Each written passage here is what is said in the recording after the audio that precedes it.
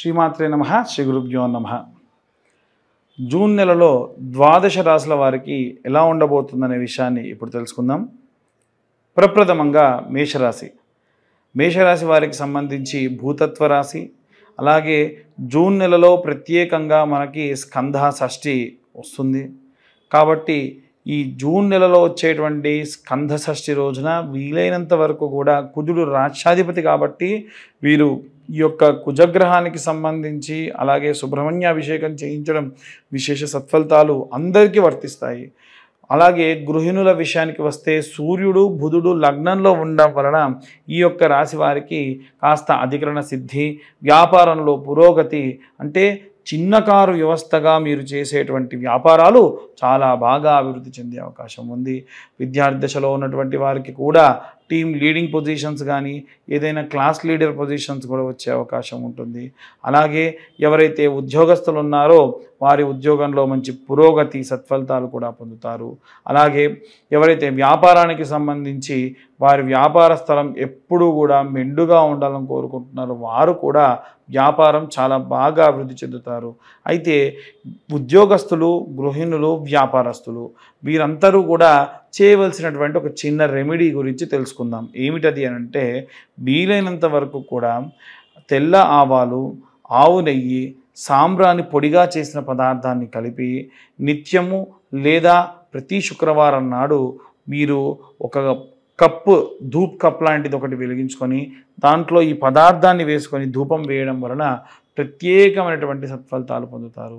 అలాగే ఎవరైతే సినీ రాజకీయ రంగాల్లో ఉన్నటువంటి వారు ఉన్నారో కాస్త ఆర్థికంగా పుంజుకొని దృఢంగా ఉంటారు కాబట్టి వీలైనంత వరకు కూడా అమ్మవారికి సంబంధించి చండీ హోమాన్ని కావించుకోండి.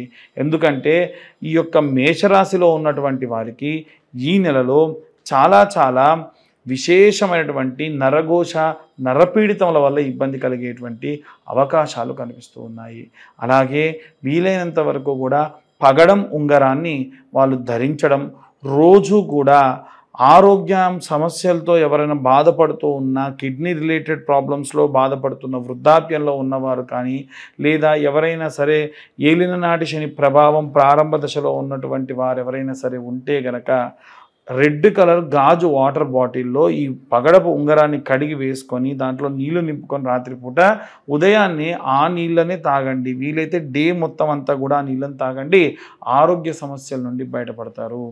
అలాగే కిడ్నీ రిలేటెడ్ ప్రాబ్లమ్స్ తీవ్రంగా ఈ రాశి వారికి వచ్చేటువంటి అవకాశం ఉంది. యూత్రస్ రిలేటెడ్ కానీ కిడ్నీ రిలేటెడ్ కానీ ఏమాత్రం ఇబ్బంది ఉన్నా నెగ్లెక్ట్ చేయకండి. వీలైనంత వరకు కూడా విప్ప పువ్వు లేదా సంపెంగ నూనెతో కలిసినటువంటి దానిలో ఆవు నెయ్యిలో కాస్త కుంకుమ కలుపుకొని ఈ ఒత్తేసుకొని ఆ ఒత్తిని ఈ విప్ప నూనె అలాగే సంపెంగ నూనెతో కలిపి దీపారాధన చేయడం నిత్యం చాలా మంచిది. చాలామంది మట్టి ప్రమిదలతో మేము ఈ దీపారాధన చేయాలనుకుంటున్నామని చెప్పి కామెంట్ చేస్తూ ఉన్నారు. మట్టి ప్రమిదతో కనుక మీరు దీపారాధన చేస్తే అది మరుసటి రోజుకు పనికిరాదు కాబట్టి ఇంటి ఆవలి బయట పెట్టుకోవచ్చు, ఎటువంటి సందేహం లేదు. ఇవన్నీ కూడా గోచార రీత్యా చెప్పేటువంటి విషయములు మాత్రమే మళ్ళీ చెబుతున్నాము. అలాగే ఎవరైనా సరే ఈ యొక్క సినీ రాజకీయ రంగాల వారులే కాకుండా రైతులు, చేతి వృత్తులు, కుల వృత్తులు చేసేటువంటి వారు కూడా చాలామంది ఉంటారు. నిత్యం మీరు అమ్మవారి ఆరాధన, అంటే గ్రామదేవత మీ దగ్గరలోనే ఉంటారు కాబట్టి అమ్మవారిని ఆరాధించండి. ఎవరైతే వివాహం కోసం ఎదురు చూస్తూ ఉన్నారో ఈ నెల వివాహానికి సంబంధించి కత్తెర్లు అనేటువంటివి పూర్తయిన తర్వాతకి సత్ఫలితాలు వచ్చేటువంటి అవకాశం ఉంది. ఎట్టి పరిస్థితుల్లో నెగ్లెక్ట్ చేయకండి. ఎవరైనా సరే ఇంకా కొద్దిసేపు ఆగుదాం, ఇంకా మంచి సంబంధాలు వస్తాయి అని చెప్పేటువంటి వాళ్ళు ఉంటానే ఉంటారు. ఎట్టి పరిస్థితుల్లో అలాంటి పనులు మాత్రం చేయకుండా జాగ్రత్త వహించడం మంచిది. ఇక అందరూ కూడా ఎలాంటి రెమెడీస్ తీసుకోవాలి, ఎలాంటి మంత్రపఠనం చేయాలనే విషయాన్ని ఇప్పుడు మనం తెలుసుకుందాం. మనం ఇప్పటి వరకు కూడా విద్యార్థులకి, అలాగే గృహిణులకి, అలాగే ఈ ఉద్యోగస్తులకి, వ్యాపారస్తులకు సంబంధించి ఎలా ఉండబోతుందనే విషయాన్ని తెలుసుకుందాం.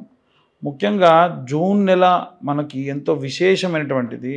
జూన్ నెలలో జూన్ 1వ తారీఖు స్కంద షష్ఠి, అలాగే 3వ తారీఖు వచ్చేసి మనకు ధూమావతి అమ్మవారి యొక్క జయంతి.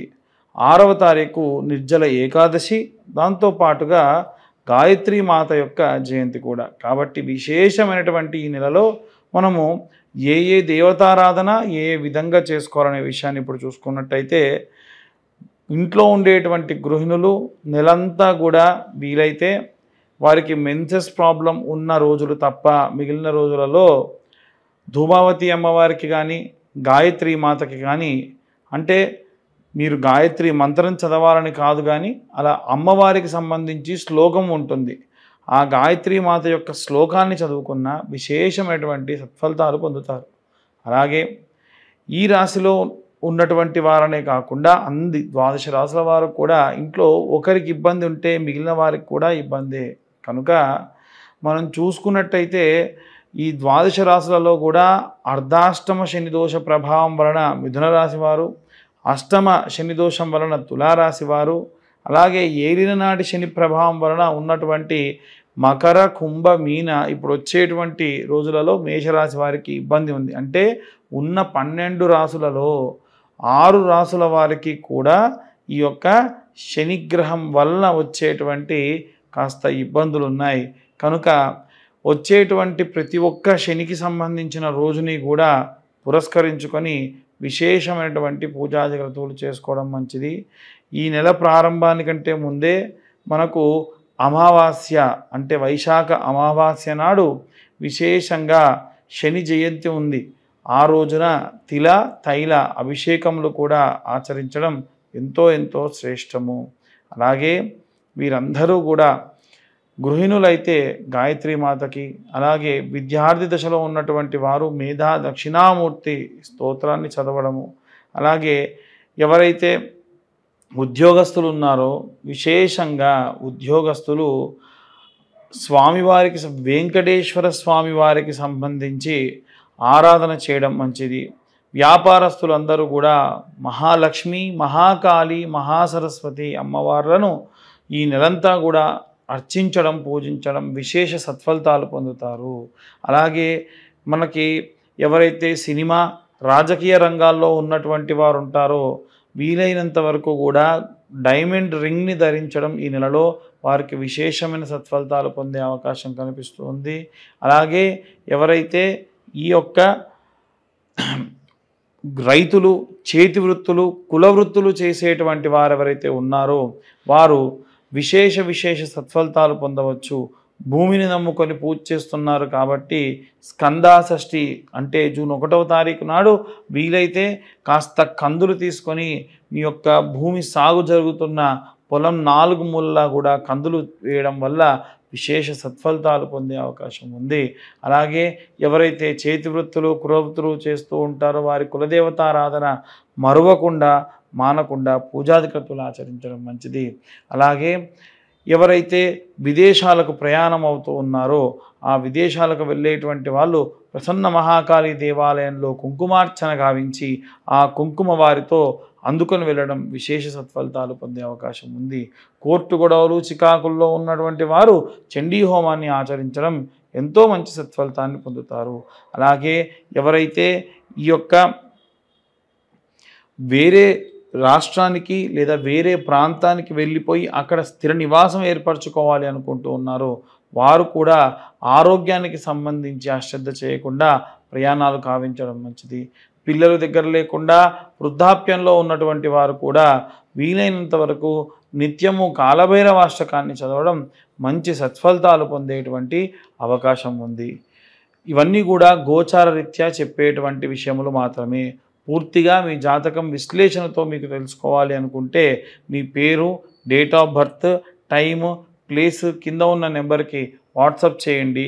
పూర్తిగా జాతకం విశ్లేషణతో మీరు తెలుసుకోవచ్చు.